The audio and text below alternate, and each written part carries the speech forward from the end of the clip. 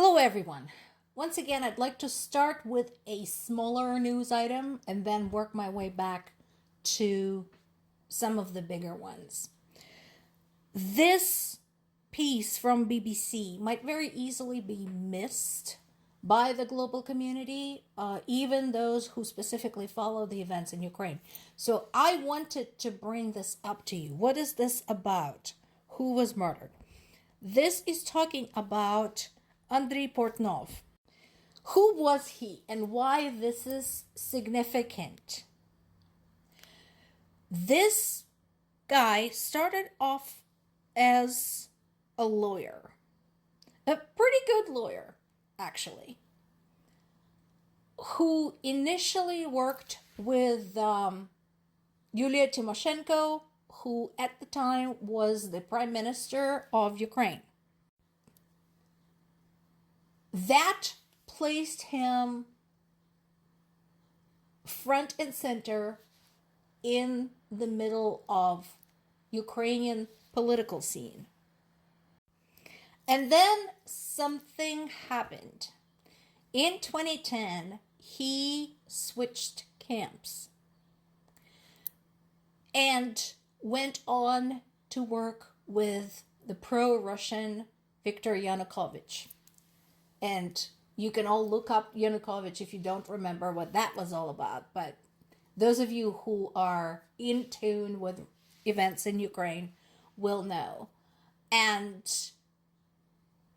the last, but not the least, act of Yanukovych was to disrupt Ukraine's trade deal with Europe, which led to massive protests because he did it under the pressure from Russia, and Ukrainians have had enough of Russia's interfering in their affairs. So that led to Euromaidan and the revolution, and then Russia's aggression in 2014. So this guy was in the middle of all of that.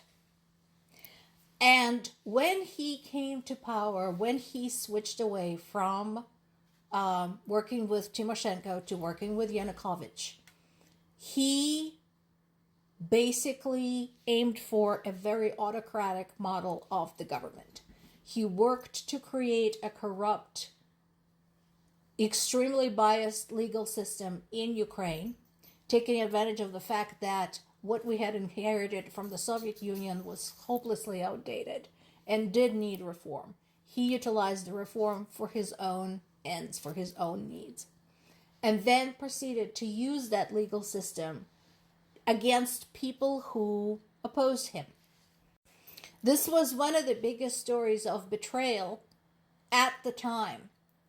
But while switching from one political party to another was bad enough, the true betrayal was that he delivered to the Ukrainian people by retaliating against other legal experts, against politicians, against journalists who spoke up against him. He showed his true colors. After Yanukovych was overthrown, his boss, he followed him and settled in Moscow and then moved his family to Madrid, Spain. And yesterday he was found shot. We don't know who did it or how it was done, whether it was one person or whether there was an organization responsible for this, but this man ended badly, and it was one of those cases where people of Ukraine were not terribly upset about it. Moving on to the major news stories that you're unlikely to miss because this is covered by a whole bunch of international news sources, and that is a massive, one of the biggest attacks by Russia against Ukraine. This involved nearly 300 drones and almost 70 missiles. At least 12 people were killed that we know of. I asked my parents about it. Basically, what they're saying is that multiple regions were targeted. Zaporizhia did not get as much of it. They had alarms going off, obviously, because this was a big nationwide attack, but they didn't get hit. That said, my parents didn't sleep at all tonight because they were following the alerts from the app that announces the air raids and where they're going. So I agree with Zelensky here when he said that the fact that the U.S. said nothing about this officially, that U.S. administration said nothing, speaks volumes. Because basically, this happened. They failed to condemn Putin. They failed to condemn the murder of civilians. What does that tell us?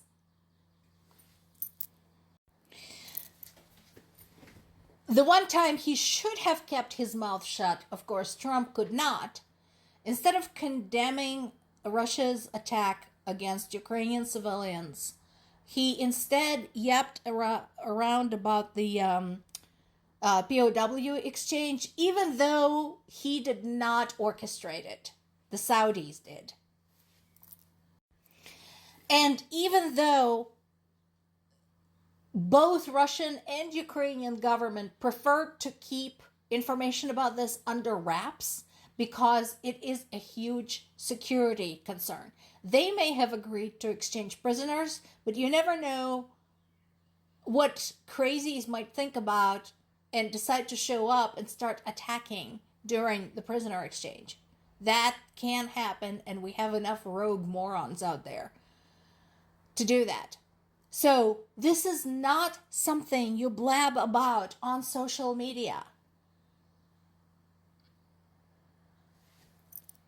The good news is that despite his failure to keep his mouth shut, the prisoner exchange did finish up. So remember, we talked initially about the first 370 people, and then there was a party of more, and then finally the last 200 or 300 have been exchanged.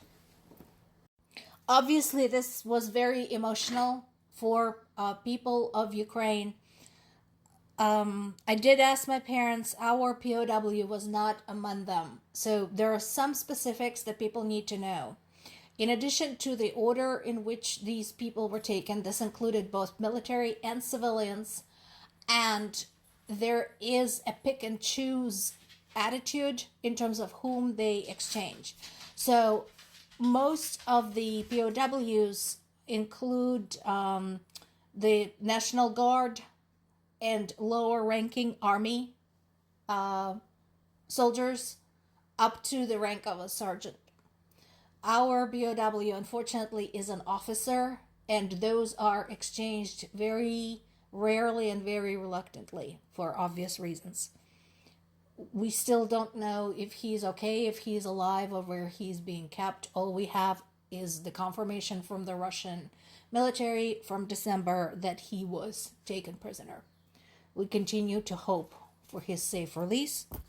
Meanwhile, very happy for the families and the soldiers who got their people back. And of course, not surprisingly, a lot of these returned POWs bear traces of torture. So they were taken away immediately for medical examination and treatment. This is interesting. So this is a summary of an article in Washington Post that was posted by Kyiv Independent.